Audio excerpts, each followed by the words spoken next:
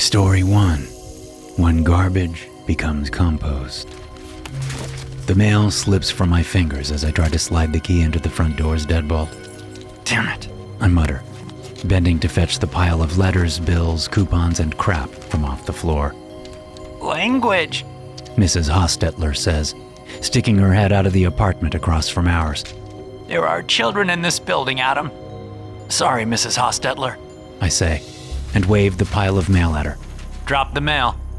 In my day, we called it the post, she says before slamming her door, which makes 10 times the noise of my light cursing. Not that my cursing matters. There aren't any children in this building and haven't been for years, as far as I know. Mrs. Hostetler lives in her own little world. With my mail tucked under my arm, I try the deadbolt again, and this time manage to unlock it without issue. Babe, I'm home, I call out, tossing my keys and the mail on the entryway table. Babe, you here? I know she is, because I saw her car parked in the side lot that our apartment house leases monthly for everyone to use. There were only 10 residences, so her car was easy to spot. Babe? I come into the kitchen and see my wife reading a letter at the table. Hey, you all right? I ask as I go to kiss her and kiss the top of her head. They accepted me, she says quietly, then folds the letter and tucks it into her back jeans pocket as she stands up to greet me. Oh, hey sweetie, how was your day? What were you reading? Looked important. What does? Whatever's in your pocket. Oh, this? She pulls the letter out of her pocket and stares at it. She doesn't offer it to me. After a brief moment, she slips it back into her pocket. The community garden I've been applying to be a part of for the past 3 years has finally let me in. Let us in, you mean? I'm the one who filled out the initial application. But you never kept up with it, and I have. That's why they finally picked us. I mean, me. Well, that's great, right? Yes, it's wonderful. Okay, so what's the deal? She frowns and shuffles her feet. It costs too much. How much? I hold out my hand. Let me see. No, the letter is to me only. Sorry, sweetie. They're very strict about this stuff. About what stuff? Gardening? It's dirt and seeds and water. How strict can a community garden be? Very strict. I'm going to meet with the garden committee sometime tomorrow. We're coordinating our schedules. What's to coordinate? You're a consultant and work from home. Thanks for that. You know what I mean. Yeah, I do. Are you sure you even want to join? I laugh. It already sounds stressful. I'm sure. She gives me a sad smile, then walks out of the kitchen. I'm going to take a bath. Let's order Chinese for dinner so I don't have to cook. Chinese sounds great. When she's in the bathroom and I hear the water running, I almost go to our bedroom to look for the letter. But I stop myself. Katie and I are working on our trust issues. We've had a couple of speed bumps in our marriage, and snooping in her business, even if I did fill out that application first, would be a serious step back in the small amount of progress we've made. I'm quickly distracted from the letter as my phone dings. Frowning, I look at the name on the screen as the text alert pops up. Speaking of trust issues and serious step backs. Hi, the text reads. I almost respond with my own hi, but I restrain myself. I am working on my marriage. This bullshit has to end. Stop texting me, please. We talked about this. I hit send. Whoosh. 3 dots roll, and then, I can't stop thinking about you, about us. This can't be over. It is. I was very clear about that. Why? Because I love my wife and we're making it work. She cheated on you too. Doesn't matter. I'm responsible for my actions, not hers. It's over, Mags. Sweetie, can you bring me my water bottle? Katie shouts from the bathroom. Gotta go. Stop texting me or I'll block you. See you at work tomorrow. I am sure she will. Mags will seek me out right after the mid-morning break. Great. Adam, did you hear me? Coming! I find Katie's water bottle, add some fresh ice to it, and head for the bathroom. Just like I feared, I see Mags walking toward my desk just as everyone gets up to stretch and chat and get some snacks during our 10:30 mid-morning break. How's your project going? Were you able to massage those numbers a little for the presentation tomorrow? Mags asks as she sits down on the corner of my desk. Her hip nudges a picture of Katie, and I snap my hand out to keep it from falling over.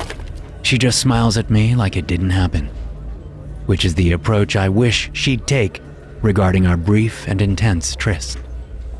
Does anyone even say tryst anymore? Calling it an affair gives it too much weight, and also makes it feel scummy somehow. Yeah, sure, cheating on your spouse is scummy. But Katie and I were going through some things at the time, and I made a mistake, pure and simple. Turns out she made the same mistake. So we're starting over on even footing. Hello, Earth to Adam, Mags says and snaps her fingers in my face. Don't do that, I say, and lean back in my chair. What do you want, Mags? I want to know if you'll be ready for the presentation tomorrow. If the department's numbers aren't in line with what corporate wants, we could all be in a heap of trouble. That's why you came over? To ask about the presentation? She shrugs. Sure. What else would I come by for? You have to stop, Mags. You need to detach from me and let us go our separate ways. Detach from you? She scoffs, then scowls at me. Are you fucking calling me a parasite, Adam? No, I'm not calling you a parasite. Don't be ridiculous. Don't you call me ridiculous. A few heads turned in our direction as Mags's voice rises in pitch. Calm down, will you please? Calm down? Did you just tell me to fucking calm down? You know what I mean. I'm working hard to keep my marriage together, Mags. Please do not ruin this for me. She holds her hands out defensively as she stands up from my desk. No problem, Adam. Definitely don't want to get between you and your ever so faithful wife. She stomps away, then turns. And those numbers better be solid, Adam, or the next conversation we have will be about your severance package. Seriously, Mags? You want this to become an HR thing? It doesn't have to, Adam, if your shit is together tomorrow. She storms off, and several heads watch her go, then turn and look at me. I glance away quickly and busy myself with the spreadsheet open on my monitor. After a few seconds, everyone goes back to their business and leaves me alone. I let out the breath I've been holding and try to focus on work. Hey, how did your meeting go with the community garden committee? I ask Katie as I walk into the kitchen after work.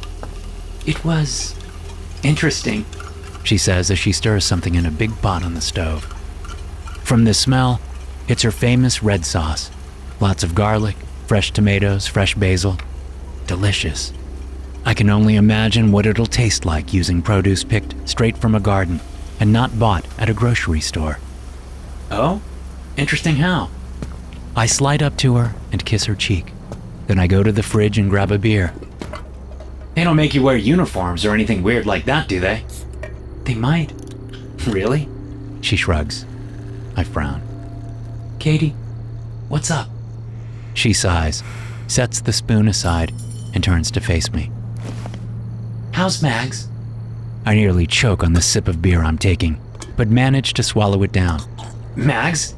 Why are you bringing her up? We're past all that. Are we? If we are, then tell me how she is. Why? Because I'm asking you to, Adam.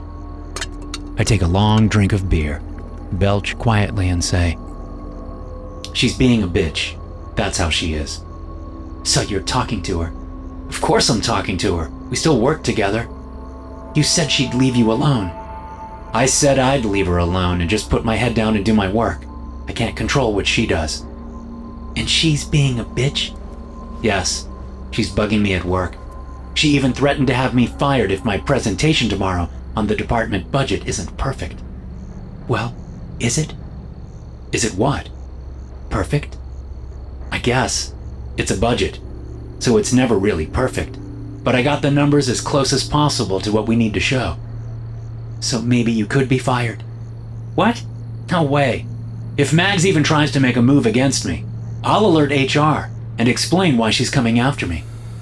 You'll probably still get fired. Why? She's the one harassing me. But you didn't report the relationship to HR like you were required to do. For fucking good reason. Her eyebrows lift at my raised voice. Sorry, I say and set my beer down on the counter. I go to her and take her hands in mine. Mags was a huge mistake I made. Just like what's-his-name was a huge mistake you made. But all of that is behind us now, right? Yes, sure. She pulls her hands from mine and turns back to the stove. Sauce will be ready soon. I'll boil the pasta and put the garlic bread in. Dinner will be ready in 30 or 40 minutes. Katie, come on. Don't shut down on me. Have you been texting with each other? She knows something, I can tell. Why? Has she reached out to you? Answer the question. Texting with each other? No. But she keeps trying to text me, and I keep telling her to stop. Block her. What? I can't. Like I keep saying, we still work together. Block her, Adam. Jesus, Katie, come on. You have to be. Fucking block her! She slams the stirring spoon down, and sauce explodes up into the air, splattering the wall behind the stove. Yeah, I'm not doing shit if you're gonna act fucking nuts, I say, and grab another beer out of the fridge. I'll be in the den until dinner. Fuck you and fuck dinner, Katie says, storming out of the kitchen. Before I can say anything, I hear her pick up her keys, then open the front door. The door slams, leaving me alone in the thick silence of our apartment. I turn the sauce off and head for the den. There's a strange man sitting at my kitchen table when I get home from work. Hello? I say. You must be Adam, the man responds.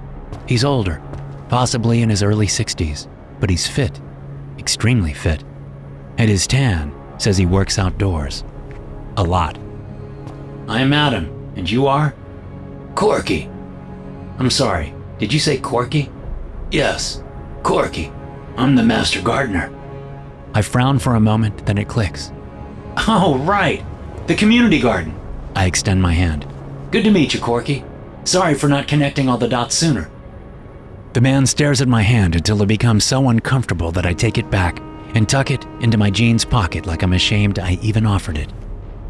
You have wronged your wife, Corky says. Excuse me? You have wronged your wife. Yeah, I heard what you said the first time. Care to explain why you're saying it? You know what you have done. She knows what you have done. He stands up and gets close to me. Cringy close. You, Adam, are garbage. He smiles, and it is a cold, harsh thing that spreads across his face. But we can make compost out of garbage. I place my hand on his chest and give him a gentle push away from me. I'm not sure why you are here, but you are welcome to leave, I say. Now. Sorry. Too much tea, my bladder couldn't take it, Katie says, laughing as she walks into the kitchen. Now, where were we? She sees the scene and freezes. What's going on? I don't know, Katie. You tell me, I say. I come home from work and your friend, the master gardener here, decides to call me garbage. And what can we make out of garbage, Katie? Corky says without looking away from me. Corky, I said I still have to think about it, Katie responds. Maybe we should talk again tomorrow? Tomorrow is the new moon. Your choice must be made by then. That's too soon. Tomorrow is the new moon, Katie. If you cannot fulfill your obligation, then your spot will be awarded to someone who can. What the fuck is this guy talking about, Katie? I snap. And why is he still standing in my kitchen? I go to grab his arm, but he dodges me easily, and the next thing I know, I'm on my ass, my back up against a table leg. What the fuck, man? I shout and jump back to my feet. Katie gets between us, but instead of showing Corky the door, she puts her hands on me and keeps pushing me backward until my ass bumps the kitchen counter. Don't make this worse, Adam, she says. To me, it appears he is making this much easier for you, Catherine, Corky says. He finally fixes his eyes on my wife. Remember what we talked about?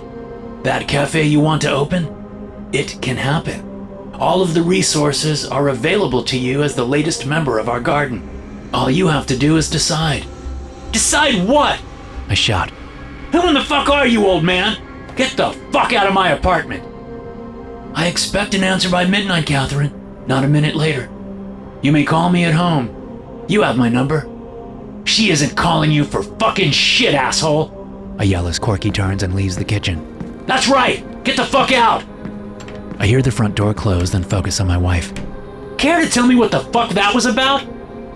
It's about living for me, and not just for you. She shakes her head and walks to the fridge. I'm making eggplant parmesan tonight, unless you want something else. I need to use the sauce I made yesterday that we didn't have a chance to eat. I feel every barb of that sentence, but don't take the bait. Instead, I return the subject back to what just happened. What's this about a cafe? She doesn't turn away from the fridge. Katie, look at me. I'm trying to find the compound butter I made yesterday. Katie, look at me! She straightens, closes the fridge door, and turns to stare at me. Don't raise your voice like that. Then tell me what the hell is going on. She stiffens like she's about to unload on me.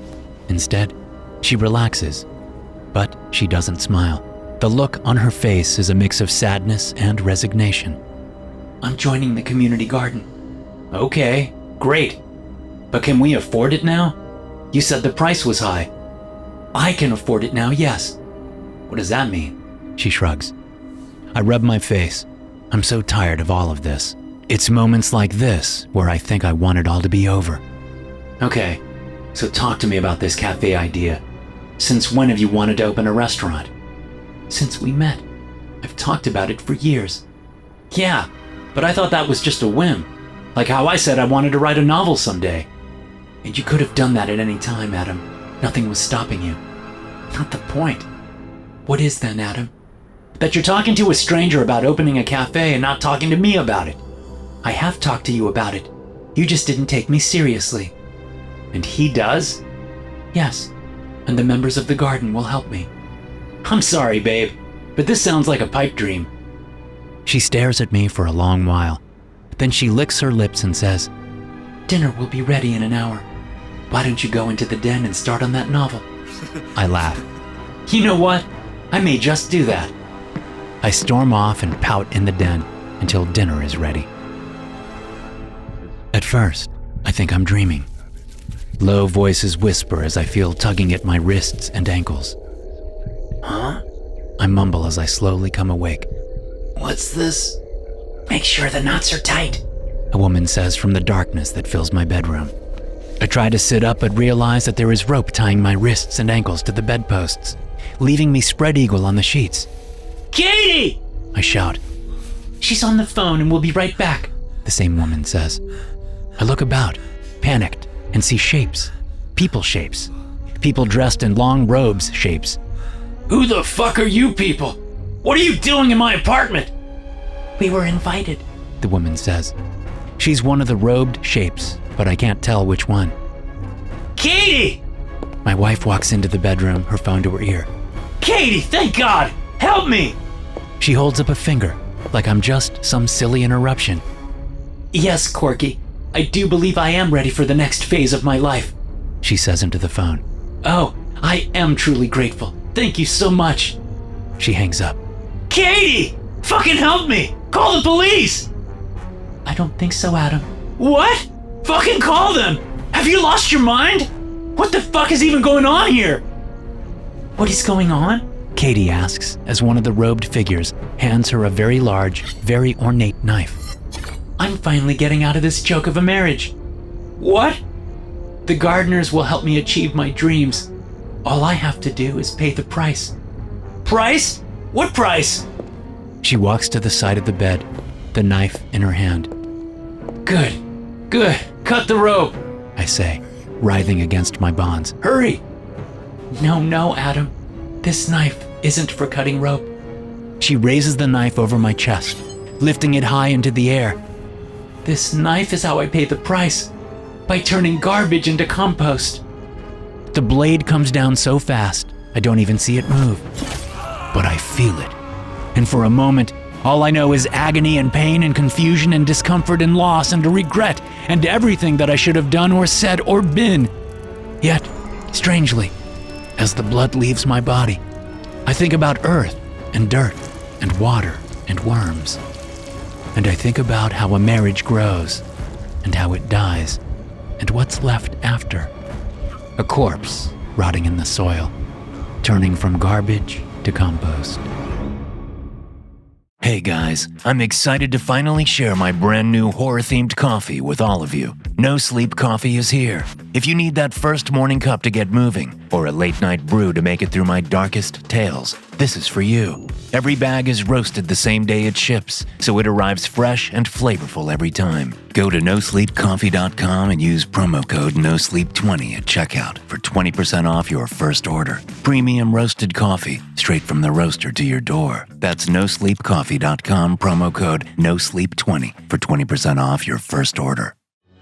If you love Dr. No Sleep, Patreon is where the real darkness lives. Ad-free, early access, and 80-plus episodes of bonus horror. The link is in the description below. Story 2. Today is your birthday, whether you like it or not.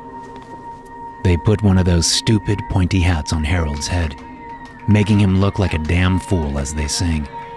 Happy birthday to you. Happy birthday to you. Happy birthday, dear Harold. May the old gods take you. What was that you said? Harold croaks, looking about at the nursing home attendants and nurses and various employees who fill the lounge where most of us languish all day as a television blares news about a world that has forgotten we even exist. We sang happy birthday to you, Harold, one of the nurses says, patting him on the cheek like he's a good boy, such a good boy. Bitch, I whisper. Heads turn to look at me as the lounge goes silent, except for the blaring TV, of course. What was that, Frank? Do you have something to say? Perhaps you care to wish your friend here a happy birthday. Director Amanda looms over me, her large hips pressing close to my shoulder as I sit helpless in my wheelchair, unable to wheel myself away from her lavender-infused presence without her grabbing the handles and pulling me right back. Frank, she asks, all sweetness and bullshit, bending down and blocking my view, so she's all that I can see. Do you have something to say? I stare at her. She returns my stare. We do this a lot. Nope, I finally say and shake my head, making sure a little spit flies from my lips when I pronounce the hard P of nope. Director Amanda watches me closely, then stands upright and places her hands on those wide hips, a nasty smile on her face. I can tell she's about to give me one of her patented lectures, but she doesn't get the chance as chaos erupts around the table. What is going on? She asks, turning to face the employees gathered around Harold. Nothing, ma'am, one of the nurses says. He's just a little agitated. It's not my birthday, Harold says, looking even more confused than usual. Not my birthday. No, it's not. Not my birthday. I think he's had enough excitement for today, Director Amanda says, clapping her hands, waking a few of the partygoers from their mid-thought naps. Brittany, can you take Harold back to his room? Of course, ma'am, a beefy nurse says. She grabs the handle of Harold's wheelchair and eases him back from the table. Okay, Harold, let's go take a nap. I don't want a nap, he complains. I want cake. He looks about the room, blinking rapidly. Whose birthday is it? Yours, Harold. Mine? No, it's not mine. His eyes drift to the lounge windows, where leafless trees and dead grass sit out in the large yard. I'm a summer child. It's not summer. Oh, Harold, I think you're mistaken, Brittany says, wheeling him out of the lounge as he continues to protest. And don't worry, we'll bring you a piece of cake after your nap. Well, he's a dead man, a voice says from my side, causing me to jump a little. Agnes, I say, smirking at the woman who has wheeled herself right next to me. Not much of a prediction. We're all living on borrowed time. I don't mean that, Francis. I mean that anytime they bring out a cake, whosever birthday it is, they're dead within a day. 2 at the most. I laugh. She doesn't. Bullshit, I say. That can't be right, can it? Before Agnes can answer, Director Amanda claps her hands again, this time addressing the entire lounge. Who wants cake? Those conscious and able raise a hand. Those conscious and unable moan loudly. Those unconscious drool. We're a fun and lively bunch here at Rising Waters Senior Home. Frank, Agnes, would you two like some cake? Director Amanda asks us like we're fucking kindergartners. Only if you want my foot up your ass, I say. She sighs and looks at Agnes. Do you feel the same way, Agnes? About what? The cake or the foot up your ass? I snort and growl out a low chuckle. You two are a bad influence on each other, Director Amanda says in a condescending sing-song voice. She even wags a condescending finger at us. When she walks off to help serve cake, Agnes takes my hand and squeezes it hard. Want to go for a field trip tonight? She asks. Where to? I reply in a suggestive tone. Not there, you old hound dog, Agnes says and smiles. Down to the beach. The beach? I look at her wheelchairs. You growing us new legs or something? There's a path. I've seen it. Then why the hell don't they let us go down to the water? Why do we have to look at it from the back deck only? Because that's where they kill us. Jesus, Agnes. I don't know what you're smoking, but it's strong stuff. Kill us? Why kill us when they can just wait half a minute for one of us to die? Because they need a sacrifice. A living sacrifice who no one will think twice about once they're gone. Okay, sure. Makes total sense. She squeezes my hand until I gasp in pain. What the hell, Agnes? You know my arthritis is killing me. No, the arthritis isn't what's going to kill you. She nods at the nurses and attendants, hurrying about to wake residents up so they can eat cake they don't want. They are who will do you in, Francis. They'll do us all in. I hate these people as much as you do, Agnes, but no one's killing anyone here, and definitely not for some weird-ass sacrifice. They are, and they will. I side-eye her for a minute, then nod. Okay, I'll bite. These sacrifices. Who are they to? God? The devil? Do we live amongst Satanists? No. Worse. Worse than Satanists? Yeah, because Satan isn't real. But they are. They? They who? The old gods. The ones who roamed the universe before the Christian Judeo-god came on board. The old gods?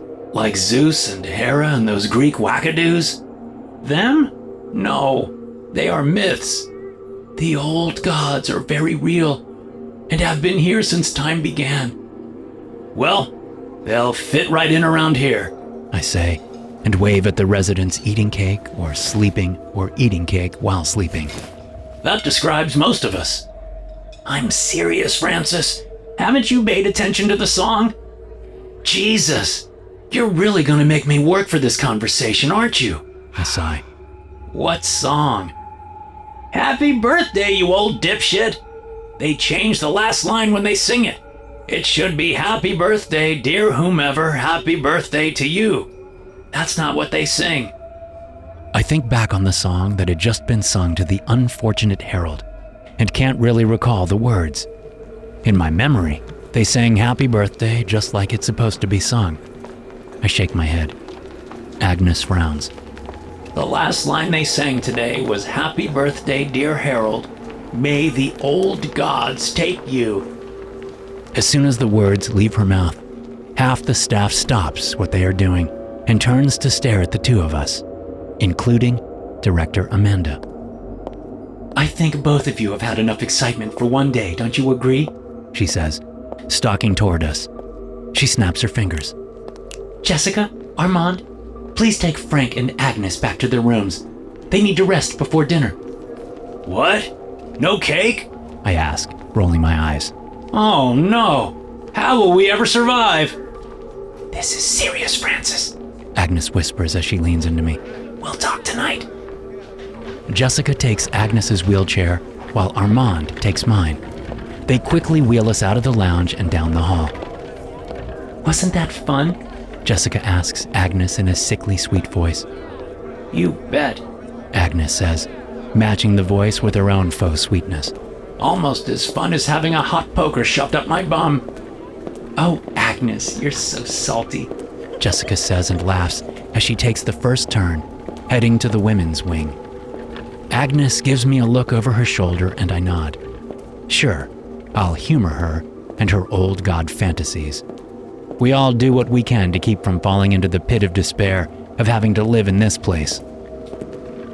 What about you, Frank? Armand asks me. There's no sickly sweet to his voice. No, Armand is a tough cookie. Yeah, it was a blast, I say quickly. I wish I'd had some of that cake. Next time, don't be a smartass to Director Amanda, and maybe you will. Really? Oh, that sounds swell. Just swell. The wheelchair stops, and I feel Armand's breath on my right ear. Are you going to be a problem, Frank? Because if you are, we can get a cake and sing happy birthday for you too. It's not his words so much as his tone that makes me shudder. His words are pretty bad too, though. Frank, I need an answer. To what question? Are you going to be a problem? Probably not. He straightens up, and the wheelchair is moving again. You're gonna have to do better than probably, Frank. He stays silent the rest of the trip to my room. But when he wheels me in and sets the chair next to my bed, he leans down and says, You should find better friends. That Agnes is trouble, Frank. And what you don't need right now is trouble. Understand? Not at all, I say and smile. See you at dinner. Yeah, we'll see about that. He leaves and I hear the distinct click of the lock as my door closes behind him. I must be wrong because locking residents in their rooms would be one hell of a fire code violation. But when I wheel myself over to the door, my suspicions are correct. The son of a bitch has locked me in. I want to punch the door, but with my arthritis as bad as it is right now, I'd probably pass out from the pain. So I wheel back to my bed, haul myself up onto my feet, and ease down onto the mattress. It's a medical bed, so I adjust all the settings, getting my back and legs at the right elevations, then turn on the television. I must have fallen asleep immediately because the next thing I know, Armand is bringing my dinner to me, setting it on the folding tray attached to the side of my bed. I discussed it with Director Amanda, and we both believe it's best for you to eat in your room tonight, he says, unfolding the napkin to reveal plastic cutlery. Some of the residents have some serious issues and can get violent, so no real forks and knives are allowed. Probably not a bad idea since my first impulse is to grab the knife and jam it in Armand's eye and ruin that condescending look he has on his stupid face. If you finish all your dinner, maybe I'll be nice and bring you a slice of that cake you missed out on earlier. Gee, Armand, that'd be super neato. Thanks. You're a real prick, Frank, you know that? It's been mentioned a time or two in my life, yeah. Maybe work on that. You bet, bud. At 84, I'll get right on the self-improvement train. Totally not a waste of what time I have left. Armand shrugs. Suit yourself, Frank. I honestly don't give a shit. He leaves, and I hear the lock click again. Dinner is chicken and dumplings, heavy on the dumplings, light on the chicken, and completely absent of any flavor whatsoever. I force it down since a growing boy like me has to keep his strength up. Then I shove the plate away and surf the tube for something not completely moronic to watch. It's pitch dark in my room, and my dinner plate has been taken away and the TV turned off when I wake up. Something in the back of my brain itches and I listen closely. When I look at the clock by my bed, it reads 2 a.m. The door. That's what woke me up. Someone is at the door. It takes a while before I hear the lock pop and my door is slowly pushed open. Francis? Agnes? Oh, good. You're awake. She says as she wheels into my room. Yeah, because you woke me up. What the hell is going on? Is there a fire or something? Do you hear the fire alarm? Okay, dumb question. But the first one still stands, woman. What the hell is going on? They're taking Harold down to the water. Come on. Come on? Where? To the water, dumbass. Where else? You want us to go all the way down to the water? I point at my wheelchair, then at hers. With our legs? We aren't gonna walk ourselves down. Now get your ass out of bed and let's go. There is no way I believe what Agnes told me about old gods and sacrifices. That's some serious dementia bullshit there. But at the same time, I don't want to hurt Agnes's feelings. She's one of the few people I can tolerate in this shit heap of a facility. But most of all, it's Armin's words that get me swinging my legs out of bed so I can slowly step to my wheelchair and plop down in it. Are you going to be a problem? You know what, Armand? I think I am. I am going to be a problem. Let's ride, I say, and we head out. 20 minutes later, with both of us sweating profusely in the autumn night air, we make it down the paved trail I didn't even know existed and sit, staring at the beach. That's weird, I whisper, not quite comprehending what I'm seeing. Are they naked? Or are my eyes blurry? They're naked, Agnes whispers back. There are tiki torches set up here and there, illuminating the weirdness for all to see. It has to be almost the entire staff down by the waterline, all dancing naked in a circle around who I have to assume is Harold, but it's hard to see. Why are you shaking your titties at me? A thin, panicked voice cries out. Yup, that's Harold. The naked dancing stops, and everyone raises their arms high into the air. Then they start chanting. What are they saying? I ask Agnes. I can't hear them. Hush, she says and points. Look. I look but don't see anything at first. Then I notice how the tide is coming in quickly, bringing the water up to the naked staff's feet and around the wheels of Harold's chair. Something out in the dark waves is rising from the water, growing taller by the second, until it looms large over everyone, a 2-story monster of nightmarish proportions. Oh, fuck, I whisper. Oh, fuck, oh, fuck, oh, fuck. Keep it together, Francis, Agnes says. She shakes her head. And you doubted me? We're tucked close to some large rhododendron bushes, so I doubt they can see us. Still, we should go, I whisper. We don't need to see. Oh, fuck! The monster takes 2 steps out of the water. It snatches Harold up in one hand, inspects him for a second, then plops him into its massive, sharp-toothed maw and begins to chew. We need to go, now! I hiss at Agnes. She doesn't argue, and we get our chairs turned around and wheel as fast as we can back up the trail. Thank God it's paved.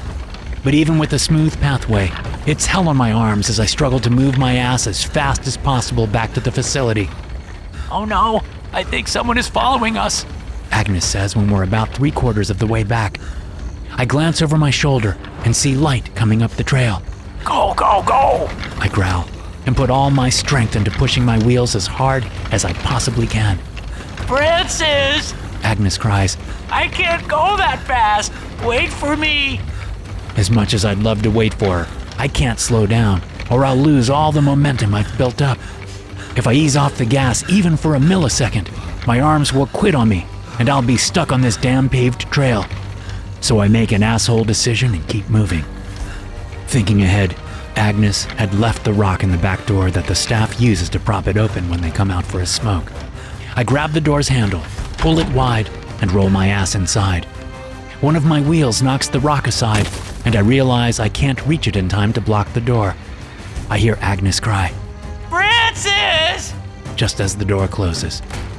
I'm a piece of shit. I'm a piece of shit. I'm a piece of shit. I mumble as I race my way to my room.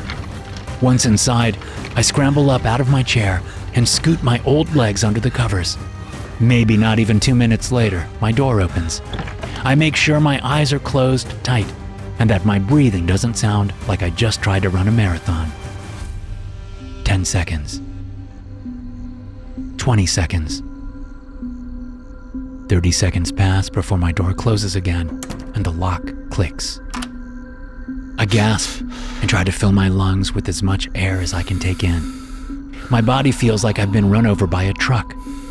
I'll be paying for this excursion for days, I know it.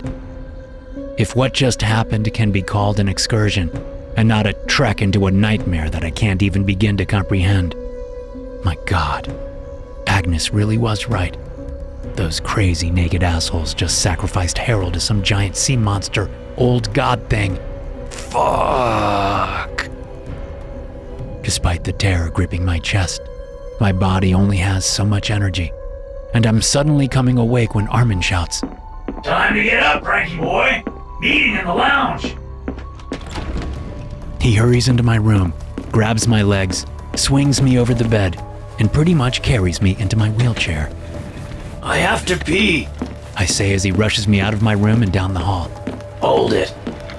I really have to pee. And I said hold it. Director Amanda needs to make an announcement.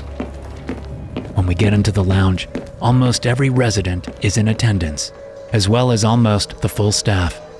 Director Amanda meets my eye and smiles. Then she looks at the rest of the room. It is with a heavy heart that I have brought you all here this morning. She takes a deep breath and wipes at an eye. I didn't see a tear, though. We had 2 deaths last night. 2? I whisper. Shut it, Frank. Armand growls. Harold Schuster and Agnes Borland passed away in their sleep. Old gods, rest their souls. Let us bow our heads for a moment of silence. Most of the heads are bowed already, since several residents don't have the strength to keep them upright. I don't feel like playing along, but Armand pushes my head down so hard that my chin slams into my chest. Fucker, I mumble. The moment of silence lasts about 5 seconds, if that. All right, Director Amanda says, clapping her hands, jolting folks awake. Enough with the sad news. We also brought everyone together this morning for a special occasion. The lounge doors open, and an attendant brings in a birthday cake with all the candles lit. When she sets it on the table, Director Amanda looks right at me. It's Frank's birthday today! Let's all wish him a happy birthday! Ah, fuck, I say, just as my bladder lets loose. Story 3. Fire feeds the fever. The metal cuff chafes at my wrist, but I ignore it, or try to at least. The more you play with it, Tomac, the more irritated it'll get, Nelson says, with a smart-ass smile on her face. Just leave it alone and ignore it. Kinda hard to, I say, forcing myself not to scratch and rub at my wrist. I may have tightened it a little too tight before we took off. That's a mistake you won't make again, she laughs, and I can't help but smile. It's my own damn fault I'm in this situation. Yeah, if they ever let me carry the football again, I say, and look down at the briefcase settled on the floor next to my seat. Coffer said this was a trial run. Bolt came down with some stomach bug this morning, so Coffer handed me the football and told me to follow him to Air Force One. Did you nearly shit a brick? More like a brick house. I turn and look out the small window at the passing clouds below the most secure airplane in the world. Now, I just feel like I want to puke. I miss the shitting bricks feeling. They have medication for that. Nelson laughs again as the door to our small cabin opens and our boss, Supervising Agent Gerard Coffer, looks in. How's it going, rookie? He asks me. I'm a 13-year veteran, sir. Hardly a rookie, I respond. That's so. And in those 13 years of experience, how many times have you carried the football? I sigh and rolled my eyes. Exactly 0 times. Then right now, while you hold the launch codes and triggering system to the largest nuclear arsenal on the planet for the first time, you are a rookie. Fair enough, sir. Damn right it's fair enough. Coffer switches his attention to Nelson. What about you? What about me, sir? How's it going? Bored yet? Babysitting the rookie? You're really gonna milk the whole rookie thing, aren't you? I comment. This should be a fun trip. Quit whining, Tomac. Nelson, you good? Everything good? As good as my mom's apple pie, Nelson replies. She and Coffer share a look for a moment, then he nods. Good to hear, because in about 1 hour, we'll be serving the best apple pie God has ever seen. Sounds delicious, sir.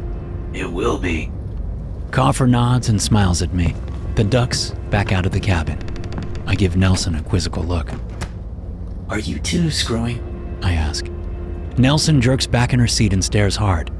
What? Why in the hell would you ask that? Because of all that apple pie shit. That sounded like code to me. And your first thought was that it was code for sex? Well, Yeah. What's wrong with you? Oh, come on. There's that old movie called, American Pie. You know, the one where the teenager fucks an apple pie? I thought that's what you two were talking code about. Well, we weren't. You sure? Because you were definitely talking in code about something. There was no code, Tomac. I made an apple pie comment, and Coffer went with the metaphor. Have you never riffed with someone before? oh, I've riffed. I've riffed a lot. That wasn't riffing. That was definite and deliberate. Nelson shrugs. I don't know what to tell you, Tomac. She settles in her seat and grins. How's the wrist?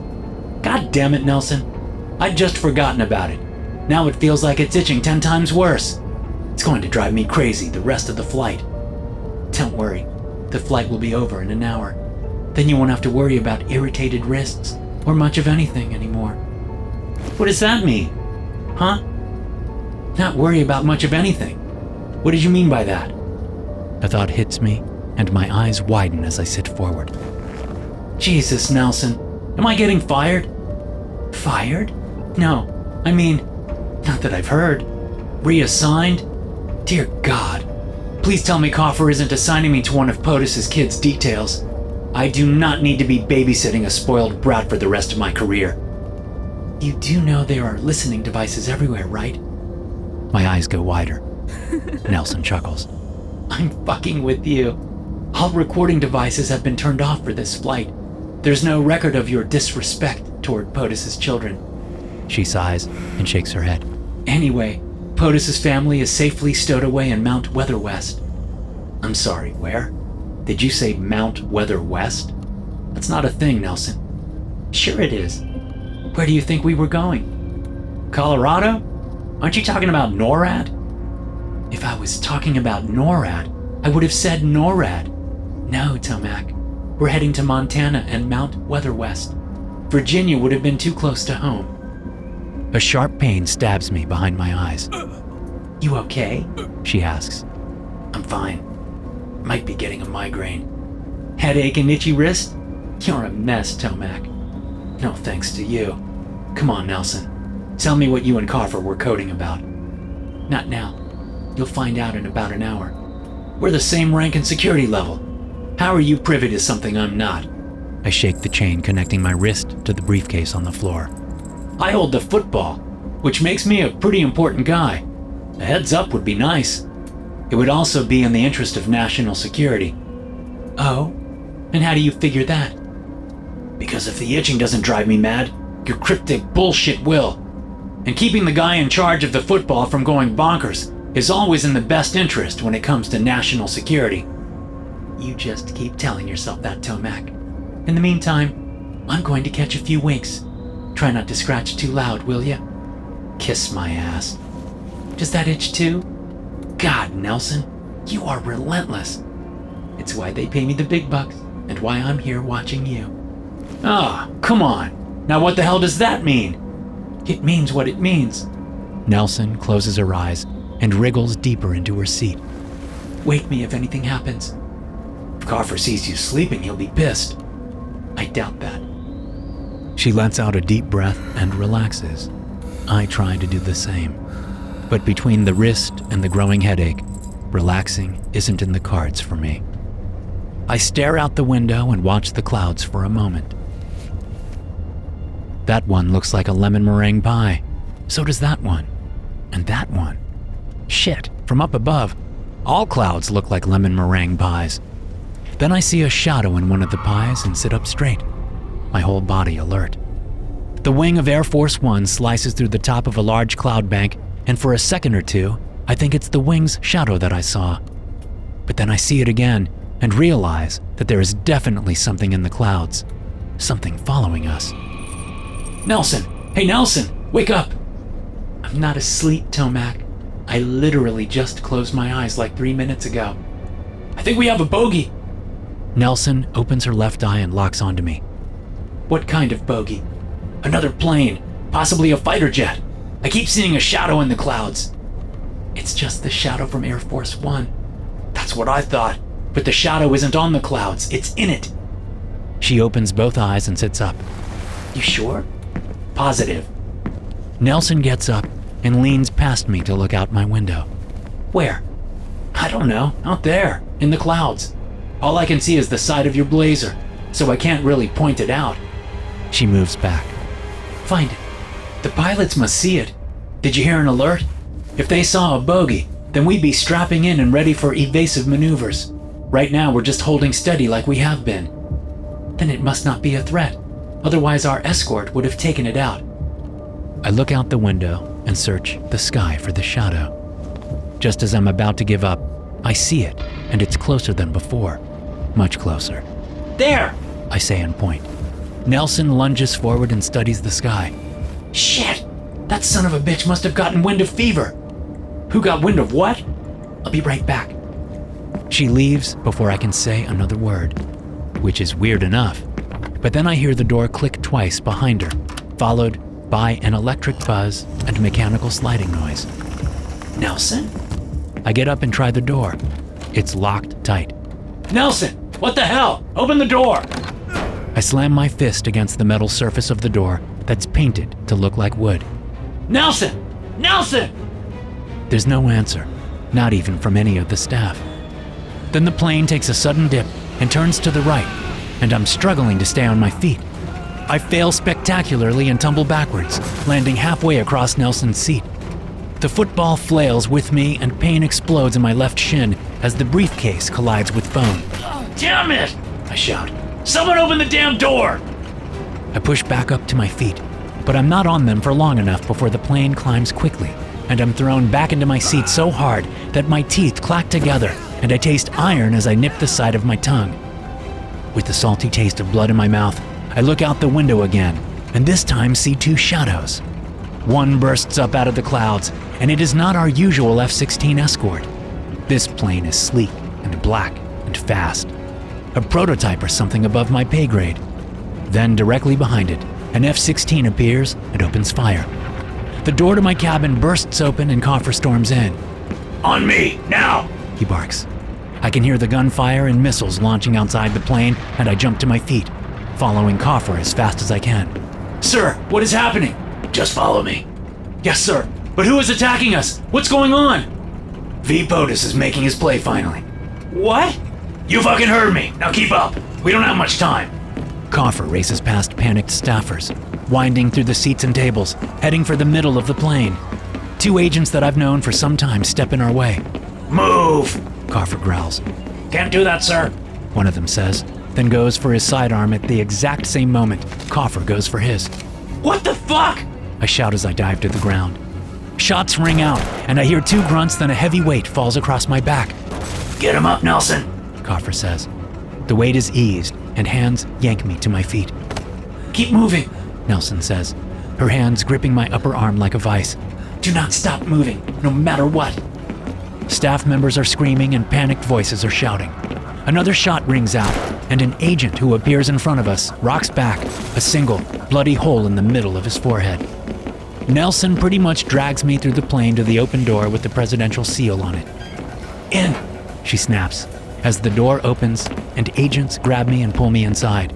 Then she turns her back to the door, holds up her service pistol and shouts, "For the fever! For the fever!" The agents holding me reply as the door slams shut. Well, I know we had all hoped to be safely inside Mount Weatherwest when this goes down, but, ladies and gentlemen, that is not our fate. The hands let me go, and I find myself staring at a smiling POTUS as he sits behind his desk. Mr. President, I say, and give him a polite nod. I'm a little confused as to what's going on. He holds out his hand. The football, please, Agent Tomac. I look at the briefcase and see blood all over my hand and lower arm. I'm not wounded, so it must be spray from one of the agents who Nelson shot. Sir, the football, Agent, now. He snaps his fingers. Now! Hands push me forward, and I stumble towards POTUS's desk. The man stands up and reaches for the briefcase, but I yank it back out of reach. Sir, there is a protocol for this. Pain explodes in the back of my head, and I'm down on my knees before I can blink. I feel warm blood trickle onto the back of my neck. Unfortunately, we are past all protocols. Sir, I don't understand. My hand is grabbed by the wrist and pulled up onto the desk. More hands grab my shoulders and arm, pinning me in place. What the hell is going on? I shout, just as an agent produces a K-bar knife. Holy shit! What the fuck are you doing? The only answer I get is a huge arm around my neck, holding me in place as the person with the K-bat knife puts the blade to my wrist. Stop! Stop! I scream. They don't stop. A handkerchief is stuffed in my mouth as I scream, my throat raw, while my hand is very slowly and extremely painfully cut from the rest of my arm. When it's done, I'm shoved aside and the briefcase is slid across the desk to POTUS. I screech and scramble backwards on my ass as everyone turns to the most powerful man on Earth. Clutching my bloody stump to my chest, I scoot myself into a corner and huddle there as I watch wide-eyed at the insanity before me. Thank you, agents. Thank you, everyone, POTUS says, as he uses the thumb from my severed hand and his thumb to open the briefcase. The football is now in play. I look about, and no one will meet my eye. There are cabinet members, members of Congress, heads of agencies. These are the leaders of our country, and they have looks on their faces like kids in a candy store, not like hardened professionals watching their boss begin the process to launch nuclear bombs. Ladies and gentlemen, the time has come for us to feed the fever, POTUS says. Feed the fever! Everyone echoes. I remain silent, watching in horror. Our God has shown us the path, and that path is the fever. POTUS continues. That path is the fever! They echo. We shall feed God's fever with fire. Fire that will cleanse the earth of the unbelievers. Fire that will cleanse the earth of the unbelievers. Let us set this fire loose, so the fire may live in all its glory. The fever is the glory. The glory is the fever. POTUS's eyes fall on me. You, Agent Tomac, shall bear witness to the dawn of God's new world. The dawn of the age of the fever. The age of the fever! You people are fucking crazy. I snap. What the hell is wrong with you? Nothing, son, POTUS says. It's the rest of the world who is wrong. I watch in horror as he breaks open the plastic sleeve and begins entering the codes for a nuclear launch. You can't do this! I shout. You'll kill billions of innocent people! No, son. We shall feed the fire, which will feed the fever, which will bring us all closer to God. Closer to God! Everyone echoes. Isn't that what you want, Agent Tomac? To be closer to God? Not like this! Not if it means murdering billions! Humanity is a parasite. God tries to wipe us off this planet with all of his might every single day. But we are a wicked species, no better than cockroaches, and thwart his will. For us, the guardians of the fever, we shall do his work for him and rid this planet of all parasites. The plane rocks hard at the side, and red lights flash brightly as a loud klaxon nearly deafens me. Sir, Air Force One has been critically damaged. We need to get you to the pod! An agent yells. Not before I perform my duty! POTUS says, then stares down into the football. He nods once, then presses a button, turns two knobs, and presses another button. To my utter surprise and abject horror, there's no need of a second person. Dear God, when was that changed? It is done, he says, and lets the agents rush him to the back of the office, where the wall opens up and he's tucked safely inside an ejection pod. The wall closes, and I feel a pressure in my ears as the pod is ejected. Then all eyes turn on me. A sacrifice? Someone suggests. Yes, Someone else agrees. For God's favor! His blood will ensure our safety. Someone adds. God will not forsake us, not us. I see murder and fear and doubt in the eyes of the people who come for me. Someone grabs a letter opener from POTUS's desk and lifts it high into the air as the crazy bastards surround me. I could try to fight them, but with the blood loss from my stump, I'm barely able to keep my eyes open. As they get closer and closer, and as my eyelids droop lower, the plane shudders again and a huge fireball suddenly fills the office. Looks like they get to feed the fever too. We all do. To hear more stories like this, be sure to hit subscribe and turn notifications on. I'll see you in the next one.